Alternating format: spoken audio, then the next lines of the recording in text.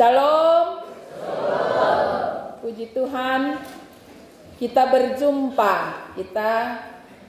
Saya mau katakan kita berjumpa lagi. Karena saya pernah ada di jemaat ini, di gereja tua di sebelah, kurang lebih 6 bulan.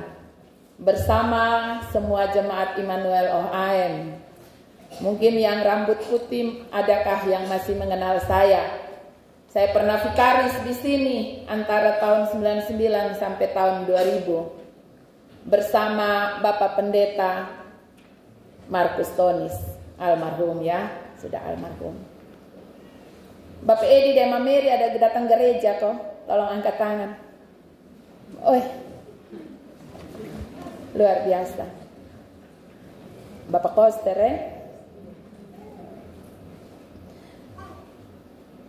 Saya selalu ingat jasa dari kedua orang ini. Luar biasa. Saya pernah diperintahkan untuk harus melayani di Fatumetan Fatusuki. Zaman itu yang ada hanya kuda.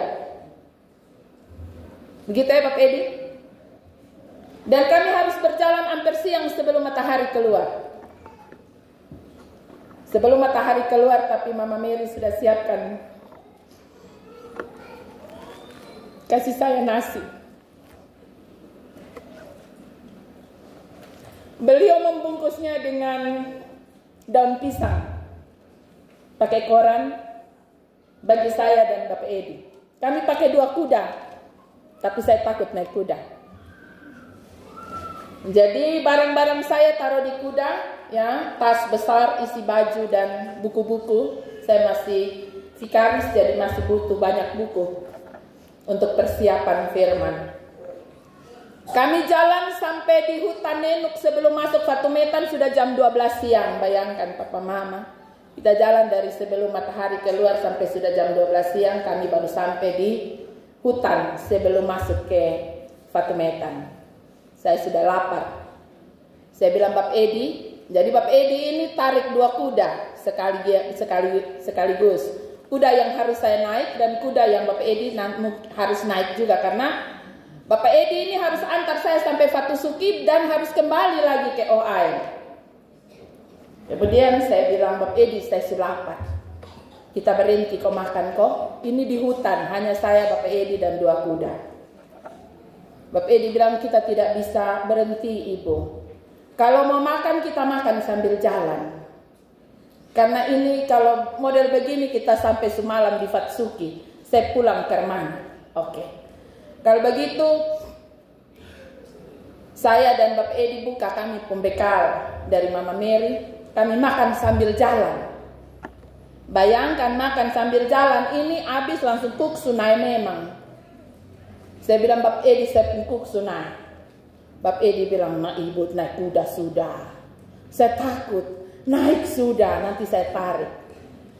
Maka saya naik kuda, Bapak Edi naik kuda, tapi Bapak Edi pun tangan satu pegang di kekang, satu pegang di sepung kuda pun tali. Saya juga pegang kekang. Ya, dan kami sampai Fatusuki itu jam 4 sore.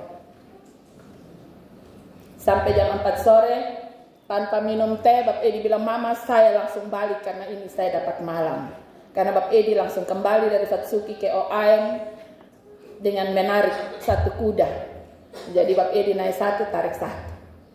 Sungguh sebuah pengalaman yang tidak mungkin saya lupa sampai hari ini. Dan saya selalu ingat jasanya. Sungguh luar biasa. Ada banyak orang tua-tua juga yang waktu itu ada bersama kami sebagai presbiter di OHM. Kami selalu bersama-sama ya. Sesuatu pengalaman yang indah. Dan saya selalu punya rindu untuk kapan saya bisa kembali OHM. Dan luar biasa Tuhan menjawab kerinduan saya ini untuk kembali ada di mimbar OHM. Dan kali ini saya sudah jadi pendeta pakai toga. Baik Papa Mama kekasih Tuhan sekalian, pengalaman melayani tentu masing-masing kita punya pengalaman dan cerita sendiri. Ada pengalaman di mana kita mengalami sukacita, kita bahagia sekali ketika kita menikmati hasil pelayanan-pelayanan kita.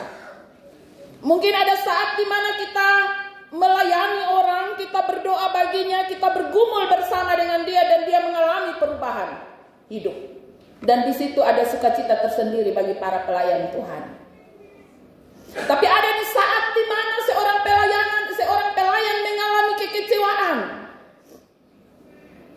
Ketika ia melayani dan terus melayani. Ketika ia ada dalam kesetiaan melayani.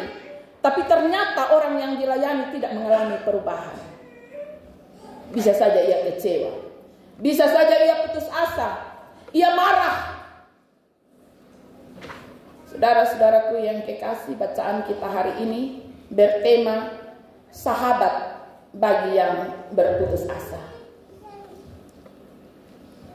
Elia sebagai tokoh yang diangkat oleh firman Tuhan bagi kita dalam perenungan 1 minggu ke depan. Elia tokoh yang luar biasa. Papa Mama, ia dimunculkan oleh firman Tuhan ini mulai dari pasal 17. Elia seorang nabi yang luar biasa. Ketika ia bilang bahwa hujan tidak ada. Benar-benar tidak ada. Bahkan embun pun tidak ada. Kekeringan melanda negeri itu. Dan ia dipelihara oleh Tuhan di tepi sungai Kerit. Meminum air sungai dan makan dari makanan yang dibawa oleh burung gagak. Pagi dan petang. Roti dan daging. Ia makan. Sampai saatnya air di tepi sungai Kerit menjadi kering, ia kemudian dipelihara lagi. Bukan oleh orang kaya, tapi ia dipelihara oleh seorang janda beranak satu yang miskin dan hanya memiliki 1 genggam tepung dan minyak di panta botol. Ya. Dan pemeliharaan Tuhan atas Elia di Sarfat oleh seorang janda itu sampai datangnya hujan. Sebuah pemeliharaan yang luar biasa bagi seorang hamba Tuhan. Dan Tuhan pakai janda di Sarfat. Sebenarnya pengalaman iman seperti ini saya rasa cukup untuk menguatkan Elia. Bahwa ketika dunia hancur lebur karena kelaparan dan kekurangan, kemarau yang berkepanjangan, tapi Tuhan memelihara dia oleh burung gagak dengan air yang sedikit di tepi sungai Kerit.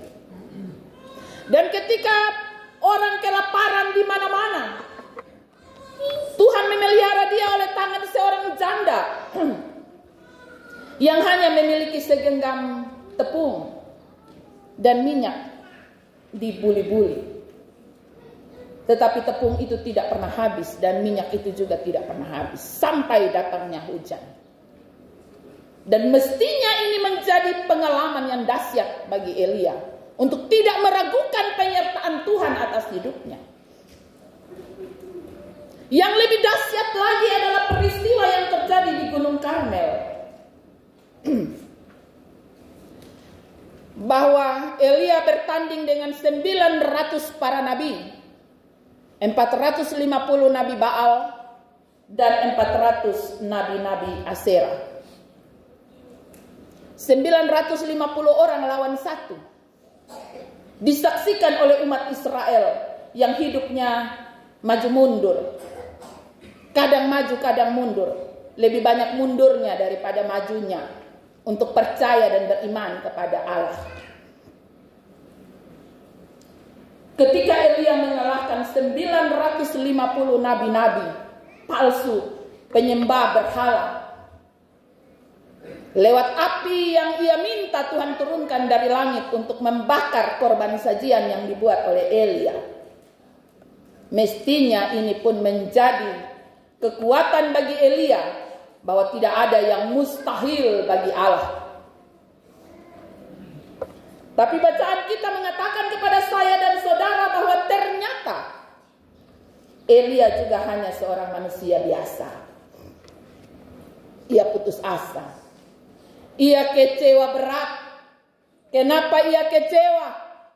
Karena bahkan dari sekian mujizat-mujizat yang dibuat Allah melalui Nabi Elia terjadi di Israel, orang Israel tidak sungguh-sungguh berpaling dari kejahatannya dan bertobat serta datang kepada Allah dan memohon kasih karunia Allah untuk menyertai hidup mereka.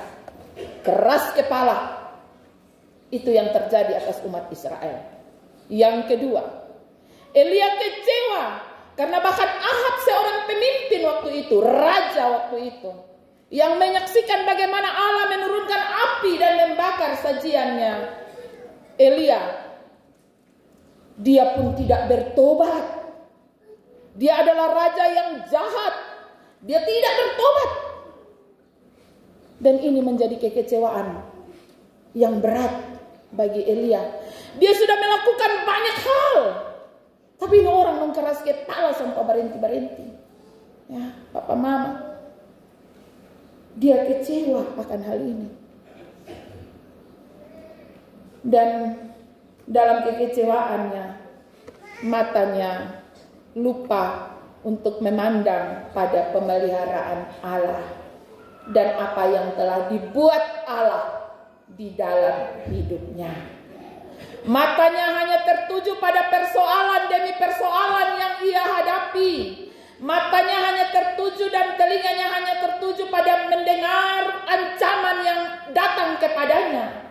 Saudara-saudaraku yang kekasih, Ahab sebagai seorang raja bukannya bertobat, malah dia datang memberi informasi kepada Isabel si jahat itu yang adalah istrinya. Dan Isabel mengancam akan jika besok itu Elia tidak mati seperti salah satu dari nabi saya, maka lihat saja, itu Isabel bilang begitu. Ancaman ini membuat Elia yang hebat itu takut, ya. Ia takut, dia lari. Ya.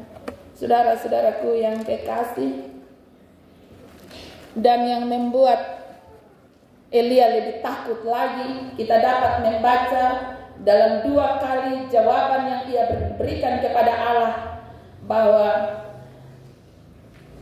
di sini dia katakan, hanya aku seorang dirilah yang masih hidup.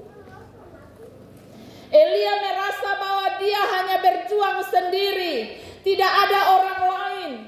Hanya dia yang melayani dengan sungguh-sungguh dan dia sendiri. Dia merasa hilang harap. Karena itu pada ayat yang keempat dia bilang, cukup setuhan. Labe ame sudah berpenyawa, bemati sah. Ya. Saudara-saudaraku yang kekasih, dari cerita ini kita menemukan bahwa hal putus asa itu bisa terjadi pada siapapun, ya, termasuk nabi sekelas Elia, ya, nabi yang hebat saja putus asa. Dan saat orang mengalami putus asa, ia mengalami kehilangan harapan, tempat ia bersandar. Elia yang menyerukan pertobatan, tapi tidak ada respon dari semua umat Israel termasuk Raja Ahab, membuat ia putus asa dan kecewa. Peristiwa di Gunung Karmel pun tidak membuat Ahab bertobat. Malah ia melaporkan peristiwa tersebut kepada Isabel, sehingga Elia hidupnya terancam. Karena itu ketika ia lari ke Betseba, di situ dia berdoa, Tuhan ambil nyawaku. Saudara-saudaraku yang kekasih, bagaimana tanggapan Allah terhadap umatnya yang mengalami kekecewaan, kepada umatnya yang putus asa, kepada umatnya kehilangan harapan? Kita baca di sini, ya, bacaan kita menyampaikan kepada saya dan saudara, dia mulai start dari ayat 5 sampai ayat 18, bagaimana Allah berproses dengan Elia. Allah membiarkan Elia tidur sampai 2 kali. Dia kasih Elia istirahat, cas dulu. Dia tidur puas yang pertama, kemudian Allah kasih bangun lewat malaikat, bangun kau makan, minum. Papa mama, ini mas kurang baik apa? Ya. Dia kasih tidur, silahkan tidur. Bangun makan minum suada memang. Bangun, makan kau minum papa. Ya. Elia makan, minum. Belum sadar juga dia akan pemeliharaan Tuhan. Dia tidur lagi. Masih putus asa, tidur lagi. Tuhan bilang, oh nih, lu tidur aneh lagi. Kemudian dia kasih bangun lagi. Bangun, bangun kau makan, kau minum. Telepon jalan masih jauh.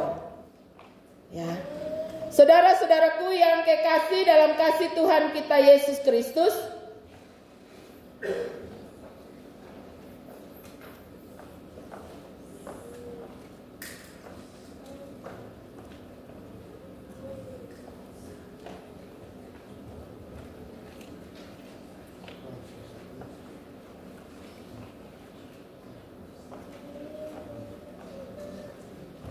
Tolong dulu, bergerak dulu.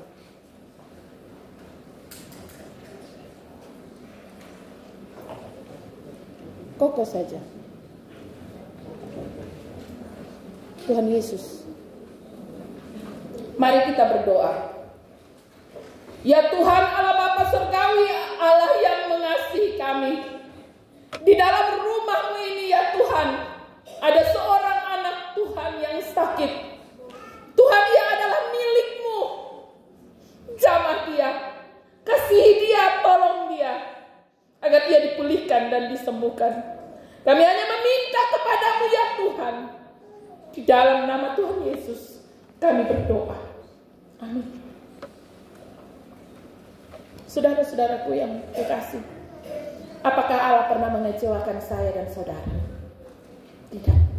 Tidak pernah. Allah tidak pernah mengecewakan saya dan saudara. Sama seperti kepada Elia. Ia tidak pernah mengecewakan Elia. Ia memberi waktu bagi Elia untuk beristirahat. Ia memberi kekuatan bagi Elia lewat makan dan minum agar fisiknya menjadi kuat. Karena bagi seorang hamba Tuhan, melakukan perintah Tuhan adalah hal yang utama. Saudara-saudaraku yang kekasih dalam kasih Tuhan kita Yesus Kristus, melalui makanan dan minuman, Allah memuaskan Elia dan memberi tugas yang baru. Kenapa Allah harus memberi tugas bagi orang yang putus asa dan kecewa? Karena Allah tidak mau kehilangan hamba-hambanya yang setia. Ia tidak mau membuat hamba-hambanya yang kecewa, putus asa, benar-benar hilang dari hadiratnya. Dia tidak mau seorang pun di antara saya dan saudara terlepas dari genggamannya. Karena itu, ia memberi kekuatan kepada Elia. Ia memberi kesempatan bagi Elia untuk beristirahat. Ia juga memberi kekuatan lewat makanan jasmani. Dan setelah kuat, ia yakin bahwa Elia sudah mampu untuk mengerjakan tanggung jawab pelayanannya. Maka ia memberi tugas Elia, berjalanlah 40 hari 40 malam untuk sebuah tugas yang baru. Saudara-saudaraku yang kekasih, berjalanlah Elia 40 hari 40 malam, dan Alkitab mencatat bahwa dengan cukup makan 2 kali, istirahat 2 kali, dia bisa berjalan 40 hari 40 malam. Sesuatu kekuatan yang datang dari Tuhan, dan kekuatan dari makanan dan minuman itu sebenarnya Allah mau mengatakan bahwa hidupmu tidak tergantung pada makanan jasmani, tapi hidupmu bergantung pada firman yang Tuhan berikan. Amin. Hal yang berikut, ketika Elia sampai di gunung Allah atau gunung Horeb, yang juga dikenal sebagai gunung Sinai, Allah ingin berjumpa dengan Elia. Sebelum Allah datang dan berjumpa dengan Elia, Allah lewat Sini dikatakan maka Tuhan lalu artinya berjalan. Di situ ada angin yang besar yang mampu membelah gunung, memecahkan bukit-bukit batu. Itulah Allah ketika ia melewati tempat itu. Di situ ada gempa, di situ ada api. Ya, betapa dahsyatnya Allah. Hadirat Allah itu sungguh luar biasa. Allah yang kita sembah adalah Allah pencipta, Allah yang menguasai dunia dan segala yang ada di dalamnya. Angin besar, gempa yang dahsyat, api yang luar biasa, Allah menguasainya. Dan terakhir Allah datang dalam suara angin sepoi-sepoi, angin yang lembut. Kenapa Allah harus menunjukkan fenomena ini? Supaya mata Elia terbuka. Bahwanya karena seorang Isabel ia begitu takut akan penyertaan Tuhan, ia kehilangan harapan. Hanya karena kekecewaan pelayanan, ia mau berhenti dari pelayanan. Tuhan mau bilang jangan. Sekali aku menetapkan engkau, selama-lamanya aku menyertai engkau. Amin. Amin. Karena itu papa mama, jemaat Tuhan, kekasih Tuhan, para pelayan-pelayan, penatua diaken, pengajar, shalom. Jangan takut. Jangan kecewa akan pelayanan yang sampai hari ini engkau lakukan. Jangan pernah kecewa. Karena Tuhan tidak main-main. Ketika dia memilih dan dia menetapkan para pelayannya, dia tidak bermain-main. Ketika saudara-saudara berdiri di hadapan Tuhan dan berjanji setia mengangkat pelayanan, jangan main-main dengan janji itu. Jangan pemalas. Jangan hitung-hitung. Ya. Beta jadi penatua ini beda apa-apa. Lebih sudah, lebih berhenti sudah. Beta jadi diaken ini beda apa-apa. Beta berhenti sudah. Ya. Jangan menghitung-hitung. Karena apa yang Tuhan buat jauh lebih dahsyat dari yang kita pikirkan. Mungkin kita bisa bilang, wah ini penatua dari periode ke periode. Ini satu nih dari beta jadi penatua sampai sekarang. Beta tahu seberapa periode dia pernah pilih gereja. Kok ini beta sehat dengan cara apa lagi? Nah, saudara-saudaraku yang kekasih, Tuhan bisa datang lewat gempa. Tuhan bisa datang lewat angin yang keras. Tuhan bisa datang lewat kebakaran. Tuhan bisa datang dengan cara apapun. Karena dia Allah yang berkuasa. Karena itu jangan ragukan akan kehadiran Tuhan. Kekasih Tuhan sekalian, sesuatu yang luar biasa yang kita juga bisa belajar dari Elia.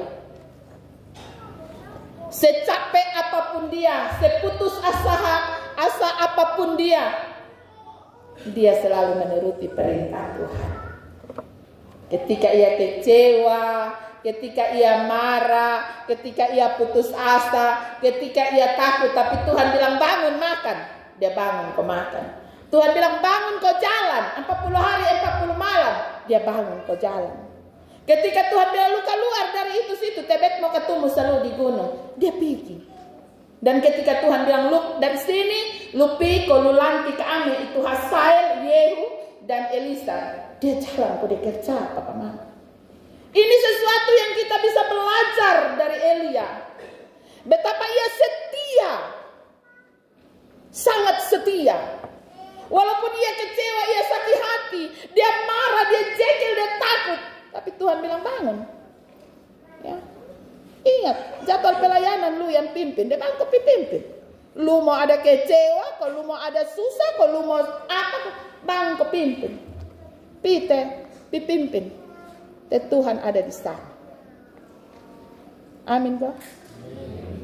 Jangan takut. Jangan takut melayani. Jangan putus asa. Karena di bagian bacaan kita yang terakhir dikatakan, ternyata ketika Elia merasa bahwa dia sendiri, wih bapak Tua tanya, lu bikin apa di sini Elia?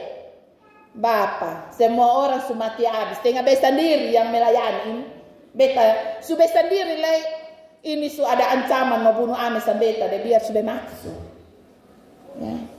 Jadi mungkin di rayon, mungkin kita satu rayon ada 2-3 majelis penatua diaken, tapi yang lain mulai pamalas, tinggal satu saja dia bilang sudah lekos, mas sudah lekos, semua sudah malas, biasa, cempile, bet ada halangan, ada urusan keluarga, ada panggil sampai tapi kumpul belis, kasih itu rumah tangga kok bet, inkali bet sempit, suruh ya dong itu. Papa mama jangan kalau masih ada seperti itu stop sudah, kan hati-hati. Bab tua kalau datang dengan angin sepoi-sepoi na baik, maka kalau dia datang bawa menang dengan seroja, kok dia bawa menang dengan gempa bumi, no, lu mau tangkis pakai cara apa? Saya bisa tangkis. Isabel datang dengan pisau, Elia bisa tangkis, dia bisa lari sembunyi. Tapi Allah datang dengan gempa bumi, Allah datang dengan angin dahsyat, Allah datang dengan api. Mau sembunyi di mana? Sebisa. Ya. Karena itu Allah mau kasih tahu bahwa jangan takut pada manusia, takutlah kepada Allah yang memilih, menetapkan menetapkan saya dan saudara sebagai pelayannya. Dan di ayat yang ke-18 Tuhan kasih tahu tentang Elia, lu tahu ada 7.000 orang Israel yang tidak pernah sujud menyembah Baal dan yang mulutnya tidak pernah mencium patung-patung tersebut. Artinya Allah mau kasih tahu dengan Elia bahwa bukan hanya lusa, lu bilang lusa, bukan hanya lu, ada banyak orang, masih banyak orang yang menjadi anak-anak Tuhan yang setia. Karena itu jangan malas melayani.